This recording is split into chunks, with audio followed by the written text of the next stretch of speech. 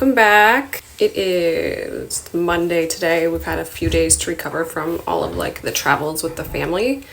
And so today Jill and I are actually doing like a cute little girls' night. We're gonna go out in Plymouth. We have like 2 to 2.5 weeks left of our time here, which is kind of crazy. So we're trying to make the most out of Plymouth and see as much as we can before we leave, because I don't really know when we'll be back. Not necessarily to like Massachusetts or New England, because we love this area, and Boston is still on our list of places for a permanent move someday. But I just don't see us coming back to Plymouth, only because there's so much of like the New England area that we still want to see and explore. So like even though I love Plymouth and I am actually going to be sad to leave, the whole point is to like travel and see other areas, so we're gonna keep it moving. So yeah, Jill and I are gonna do a cute little drink situation, and we're gonna go out and have some drinks by the water in Plymouth. I am changing for dinner, but this is the outfit.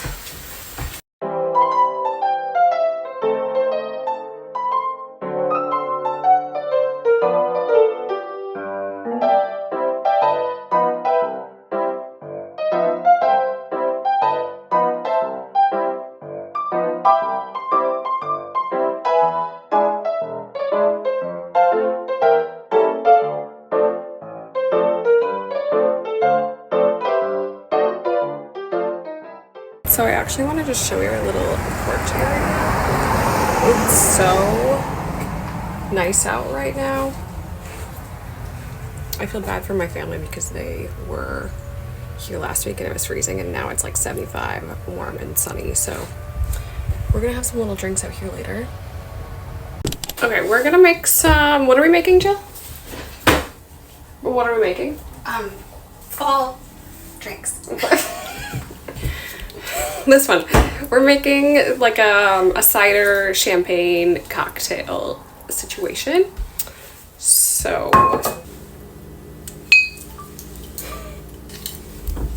I'm afraid. Protect Nike. Duck.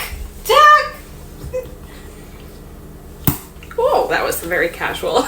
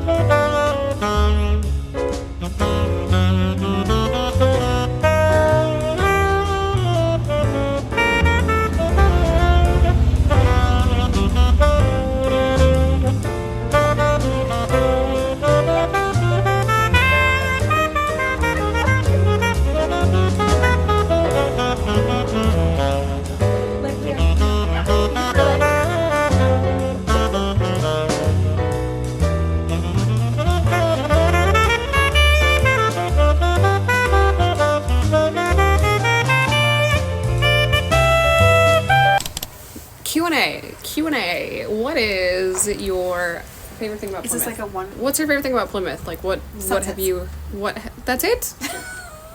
Oh, the people want more. What's it called with all the bay?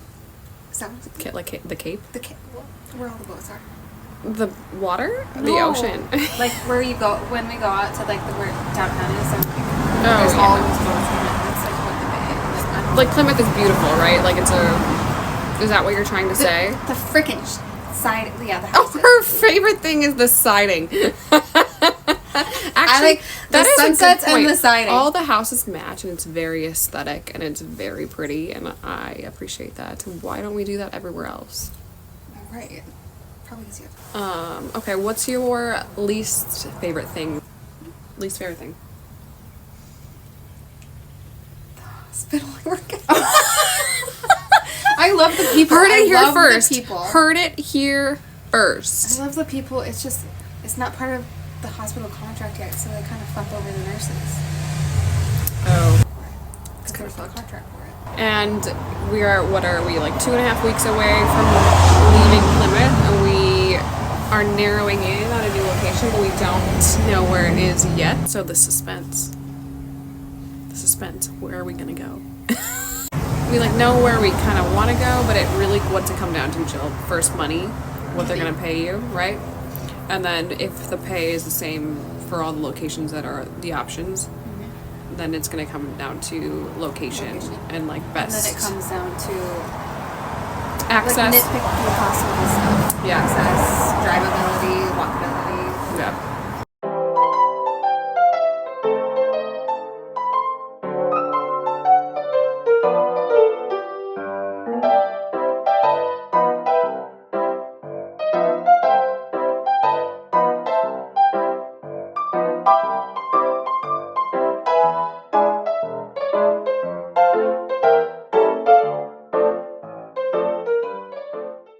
I've changed my outfit like 100 times. Ooh.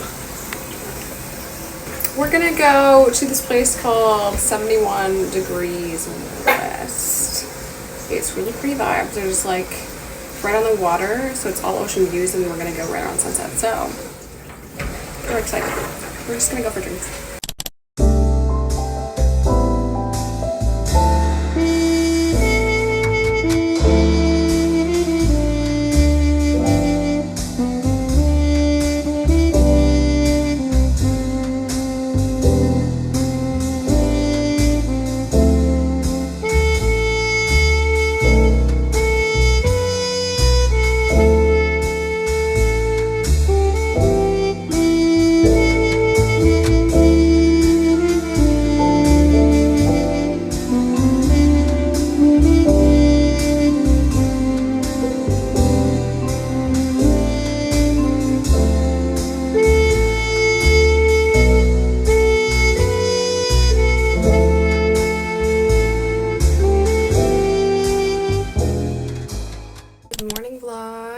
Welcome back. It's Tuesday the following week, and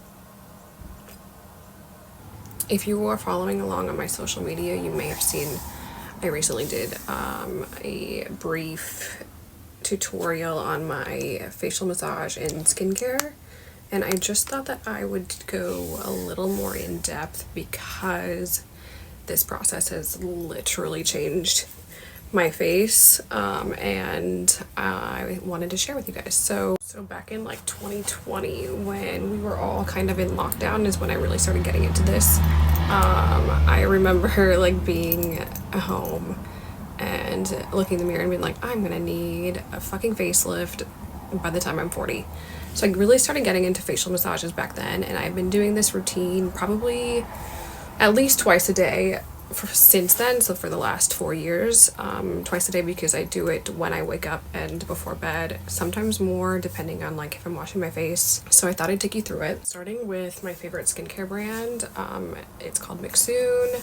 I will link it below. I'm obsessed with their products. It's a K-beauty skincare brand, and all their products are really clean, which is why I love them. I'm lucky I've never really had a ton of skincare issues, but the products are really clean.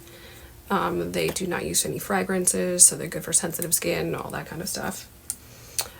So I always start with the 3 essences. You obviously don't need all of these, but that's where I start. And you kind of just like pour it into your hand and dab it into your skin. Something interesting I learned about skincare is you want to start with your thinnest products first, because those are going to fill up your pores. So when you're layering your skincare, you start with the lightest. A little goes a long way, and you're just gonna press it into your skin. And then I go in with the Mixsoon hyaluronic acid, which was one of my favorites. Again, it's really light. Another skincare brand that I really love is Skin 1004. I don't know how they pronounce that, but I actually have several of their serums. And this this one that I really love. So now that we've done all of our serums and skincare, now I'm going to go in with a really moisturizing cream. Once you put in your serums, you need to lock that in with something really hydrating, like a cream or moisturizer, because otherwise all that product's just going to evaporate.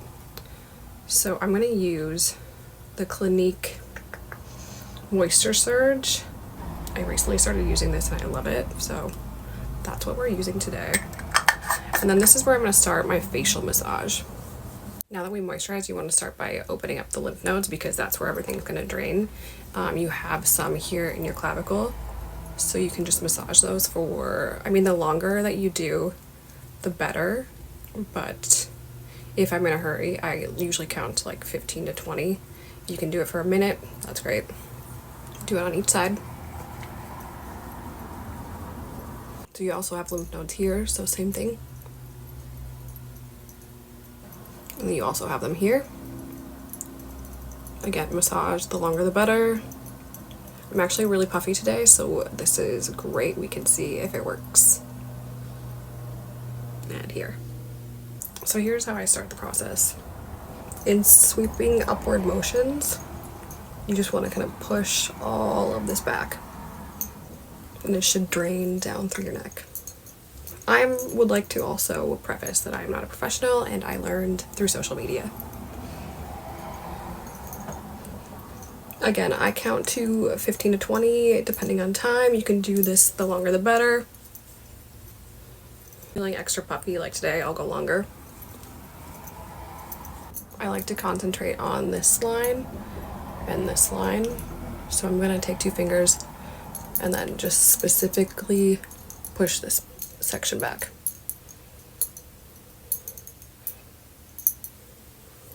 I think they call these the marionette lines. And next I want to do this on these nasolabial folds. So same thing.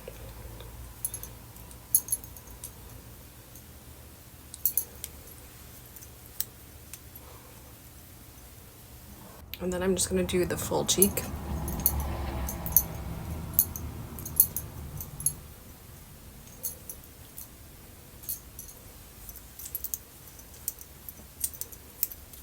I prefer to use my hands versus a gua sha. I just feel like I can get in there more with my hands. And then last for this section, go in with the orifice.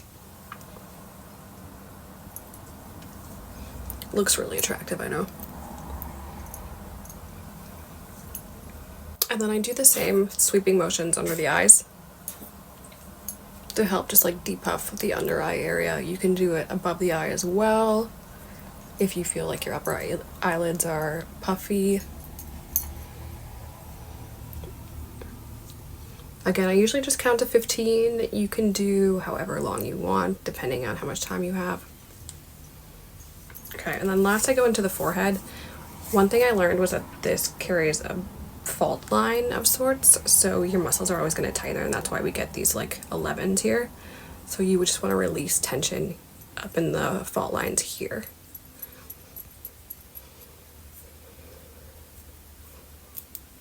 Okay, and that is sort of my like everyday skincare routine. I do that massage twice a day. There's obviously way more you can do if you're into the skincare facial massages, but that's kind of like my basic routine that I do every day because it's quick, or have a crazy day and don't have time to do a lot. So yeah. Okay, I'm gonna just make a quick little lunch. You can do this for breakfast or lunch, but it's super easy. It's just basically cottage cheese, some honey, and a bunch of different fruits. I like it because it's really light and cottage cheese has a lot of protein. You can also find granola that has extra protein in it. So that is my current fixation. I'm kind of a person that like finds foods that I like and stick with it. I'm more of a eat to live versus a live to eat, but I really like to cook also. So I don't know, we're in the middle somewhere.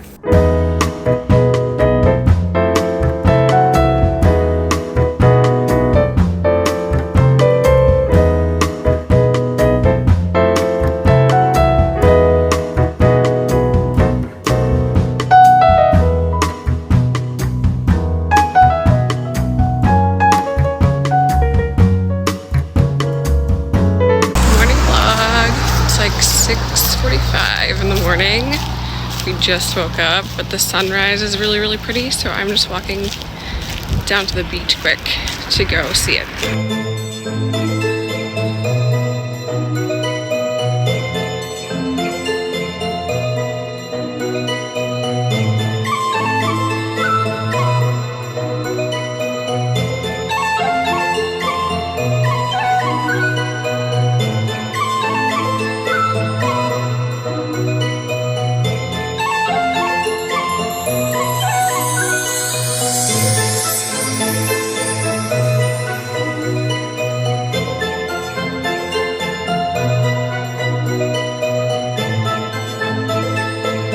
Okay, so exciting news. We have decided on our next location. We are going back to California, to NorCal. We're going to Sacramento, which wasn't like on my list of places that I wanted to go, but we kind of promised ourselves when we started this that we would just go wherever it takes us, and for now Sacramento is offering Jill the highest contract, so it just doesn't make sense to like stay in Massachusetts or go anywhere else when she's gonna get paid more going to Sacramento. So plus we've never lived in Sacramento. I have lived in NorCal before. I lived in San Francisco for 2 years. I went to fashion school there. I loved San Francisco, so not that they're the same, but another story about living in San Francisco. We lived like 1 block off Haight-Ashbury, which was super fun. We lived in a house full of just young people. Each little apartment was a different group of like young people, so we were all friends and we all partied together. We were there for I think a year in that apartment, and it was just the best time. I think that's maybe why I loved San Francisco so much, is because the experience was so fun. The apartment I had was this tiny little studio. The bed was lofted so that like everything was underneath it. And I was going to fashion school there, and a lot of the girls that I went to school with would commute into the city, and some of them would actually stay with me in my little tiny studio, which by the way was Jill and I living in this studio. So then when you add another person, like at one point my friend and my sister were sleeping in the bed and I would sleep on the floor on this like little couch pad. Like the things that we do when we're much younger is kind of crazy. I'm not sure I would do that now. I mean, granted that was more than a decade ago, so that ages me quite a bit. But yeah, I'm excited to move to a new city and just kind of explore something new again. I'm surprised at how much I ended up liking this first experience. In the beginning was kind of tough, like adjusting. And I am sad to leave Plymouth, but I'm excited to go start something new again. I think that Jill and I are fairly adaptable, so we can move around quite a bit, and I'm learning that like we don't have a ton of attachments to like things and stuff, more so people, yes, but I guess we'll see how it goes. We have our place picked out for the first month, which is a really cute apartment near a couple gyms, a bunch of coffee shops and restaurants, so that'll be fun. So the next time you see us, we will be packing and moving on to Sacramento. Bye.